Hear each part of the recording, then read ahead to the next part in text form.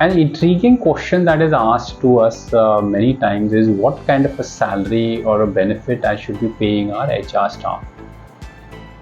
HR staff is a key aspect of the organization, but to explain it simplistically in terms of what is the best way of paying salary or what kind of salary we should be paying the HR organization in our organization is fairly simple. In order to pay salaries to your line function or the rest of the functions, you would be following a methodology, even though it may or may not be declared, but you would be following a methodology or trying to see that the people that work for me would be getting this kind of a salary in a different set of organization or your competing organization or what we call as the market. So in your mind, you would have figured that if in my organization these kind of people are working, in my specific universe, which is these 8, 10, 15 organizations where I feel I am competing for talent, they would get this kind of a salary, and I as an individual organization can pay this percentile, which means I would like to pay the highest. I would like to pay around 90th percentile, the 50th percentile, 60th percentile. So you are deciding how do you want to position yourself in terms of that competition.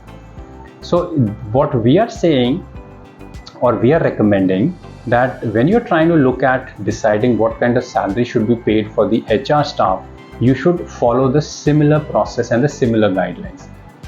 But when you're following the similar process and similar guidelines, you should not try and create a new universe for them. Use the same universe which is being used by a competing organization. Use the same positioning which is being used by your organization. Okay, and the most importantly, people at the leadership level should be viewed as your technical delivery people, which means at whatever level you believe a technical person shall be paid, a person at an HR leadership level, we are referring to leadership at a mid-management above, should be treated like a technical person. Now, why is this concept necessary?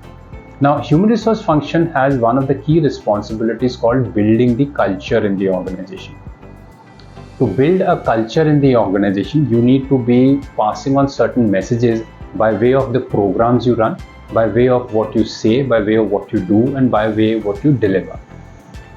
In order to ensure that your human resource team is actually living the culture and propagating that culture in the organization, you need to treat them in a manner which is consistent with the rest of the organization in terms of compensation.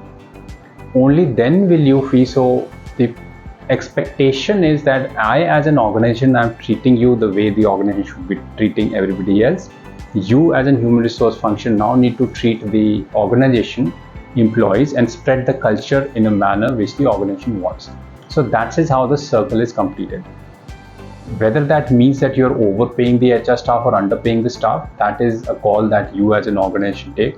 But the point is, if you do believe that you're overpaying or you do believe you're underpaying, then yes, there is a method of trying to justify that by way of the job descriptions, either adding too much to the job or adding too less to the job, having more number of people if you're paying too less, or having less number of people if you're paying too much.